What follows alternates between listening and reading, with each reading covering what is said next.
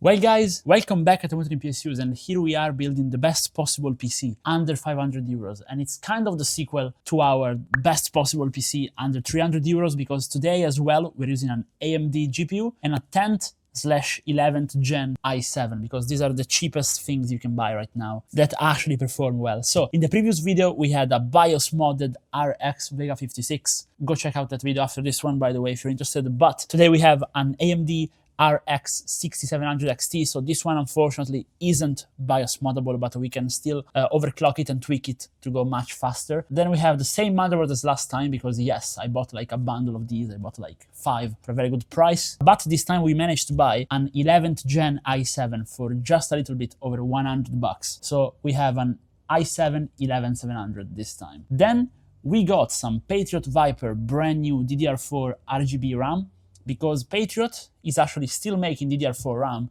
even though they have launched the new DDR5 memories, which we've had on the channel. Like, they even make 2x24GB sticks now, which are kind of cool, but they are still making DDR4, and so we bought it for today as they're very reliable and they look pretty good in my opinion. Plus we have a 1TB Samsung drive, USB 3.0. These ones, they literally throw them at you. They are really cheap, like 30 bucks used, you can buy one. And then we have the star of the show together with the RAM. We have this Iceberg Thermal Oasis 240. So Iceberg Thermal is a very good cooling brand which makes very good fans, and they make those unique blue massive air coolers, which we've had on the channel in the past. Again, I have the video for that one too, but I'm sure you have seen them on like Instagram and YouTube Shorts if you watch short form content, because they went pretty viral. And now they released a very good all-in-one water cooler. At least I hope it's very good, so we'll test it out. And speaking about newly released things, we have this Sharkoon Rebel C60 RGB. Now Sharkoon is a very good budget brand. I have actually been using Sharkoon for years, but they finally sent a case over for me to try out, and it's the latest model in white. So I say without further ado, we get building. Okay, so the CPU is already mounted because I bought it used and I had to test if it was working. But I will now redo the install for you. Pretend it wasn't there. Hey guys, let's install the CPU. What wasn't already mounted is the RAM because it's brand new. So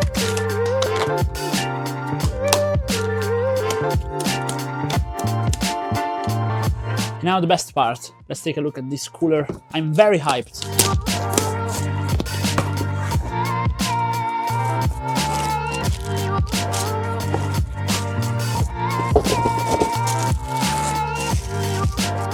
Looks really nice. It has all these squares in true Iceberg fashion, just like the air cooler. And I think this thing rotates. Yes, so you cannot mount it wrong. We'll cover it better later. Let's mount it on the motherboard. Now the included paste is the Fuse Ice Plus, which is what we also tested on the channel in the past. This very cool spreader. So we know it's good paste, and that's a plus for a cooler, honestly. Now something cool is it comes with the pre-attached attachment for Intel, which is nice, because you have both this and the AMD one in the box, but at least they already mount one. It's nice.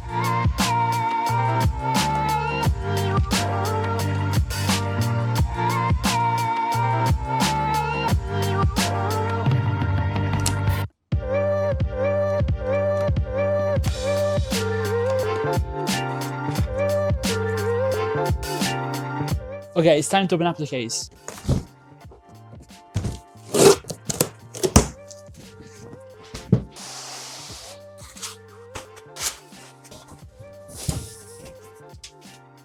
Oh, it's fully mesh up top. Grilled mesh, that's nice. No, it's actually really nice. I really like the case. Okay, so the side panel is cool, so the first impression is actually pretty nice. Now, this fan on the inside is probably the most unique part about the case. It's clear that they took inspiration from NZXT, clearly. I have to say that. But it was proved that it's actually very good because this blows air directly on your GPU, which is nice. Then they include a GPU stand, which nowadays is pretty much a must, and it's white as well. And also, I mean, 4 RGB fans is a pretty good addition because a lot of cases are cheap, but they come with no fans. So you have to take that into account when you obviously think about how expensive the case is. So this case is actually very good value, I want to say, because of the included fans and of all the features. Now, PSU shroud is meshed, So theoretically, you could also mount some fans here. I don't really recommend you do that, obviously. But the top, I like a lot. So the top is just fully mesh with this very tiny mesh, which I truly, truly like. And the PSU basically gets installed via an external bracket, which is also very nice because plugging it from the back, very often the cables are in the way. Now let's take a look at the back side. Now the back side has the same kind of toolless dismounting mechanism, which I actually like less than on the front, because if you don't do very good cable management, this can be an issue. But what I like a lot is it's fully meshed, so the airflow is going to be great in this case. And they give you all the accessories, and look at this. Now this is something that even in the more expensive cases isn't there. All the cables are white, and there is a massive RGB fan controller included, already wired into the case. I came into this thinking it was going to be a good case, but it might be great value, like actually one of the best value cases I've seen on this kind of budget range. Okay, so at this point, let's get actually filling up the case.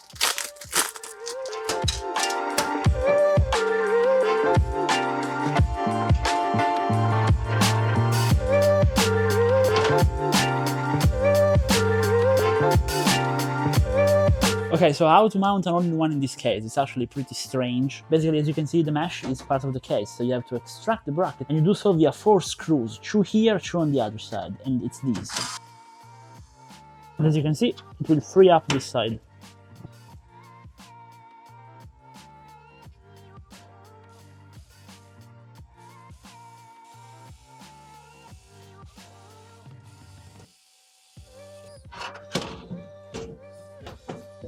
Oh, and by the way, I forgot, you can buy just a very cheap power supply for like 30 bucks. Now, this Aerocool Lux isn't truly the best, but you know.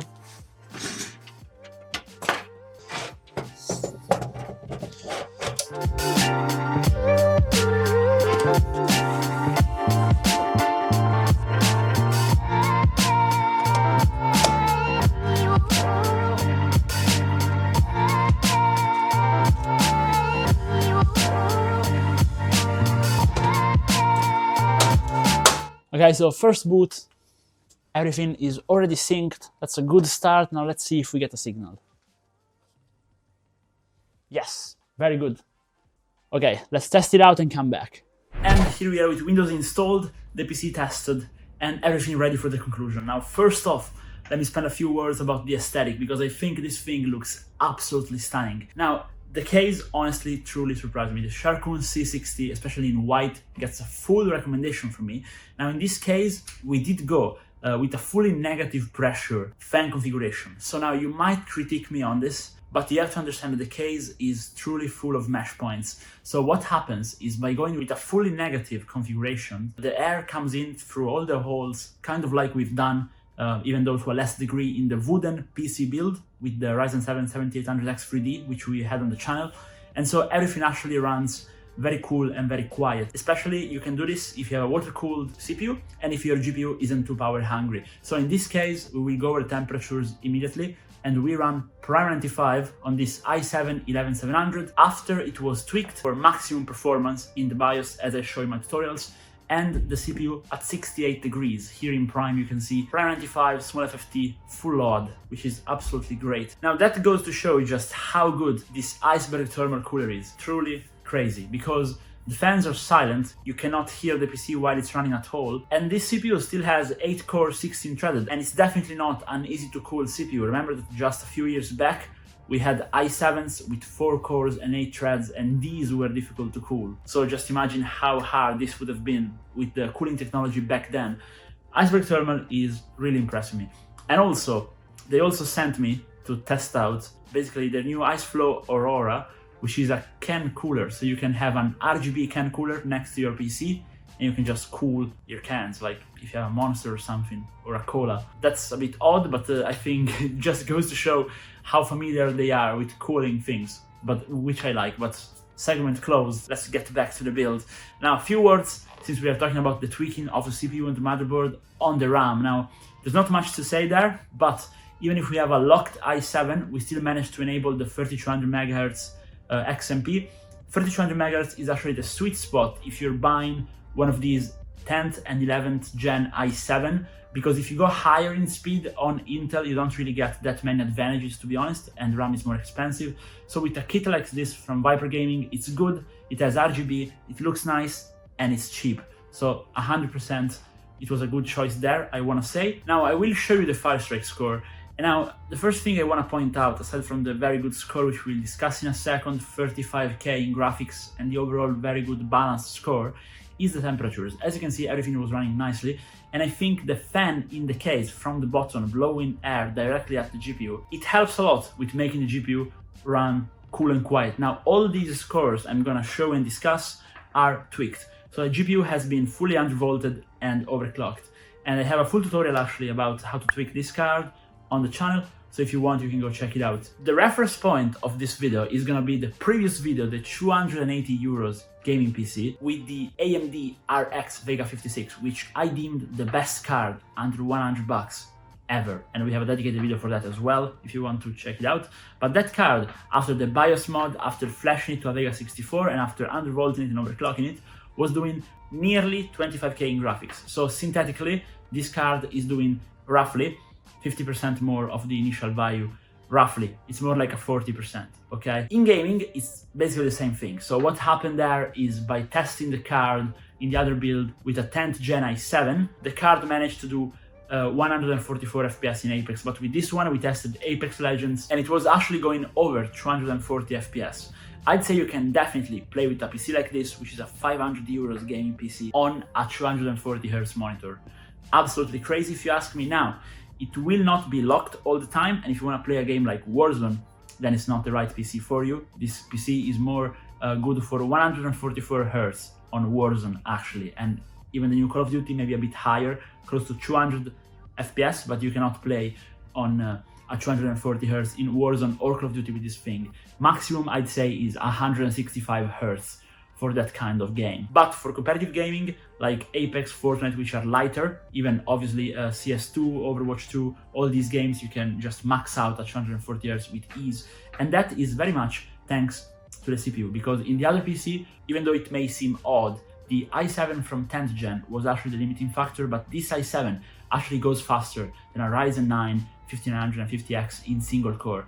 I have the CPU Z score, I will show it here, and just goes to show how big the generational improvement were on 11th gen, which in my opinion was a generation that was kind of overlooked just because of the i9 that had a few less cores. The i9 1100K just had 8 core 16 threads. It was a bit overlooked, but I think it's a very good CPU. It can push very high frames as we are seeing here today. And this is pretty much the conclusion. I can definitely recommend this kind of combo, 10th or 11th gen i7, preferably 11, with one of these AMD cards. If tweaked properly, they can definitely put up a challenge with Nvidia, especially because they cost much less, being a few generations old and from AMD. But let me know down in the comments if you would have changed anything and what you think about the build in general, or if you would have preferred I did something different. Oh, and by the way, if you're liking the content so far, consider dropping a like and maybe subscribing to the channel if you haven't already. And hopefully I will see you guys in the next one. Goodbye.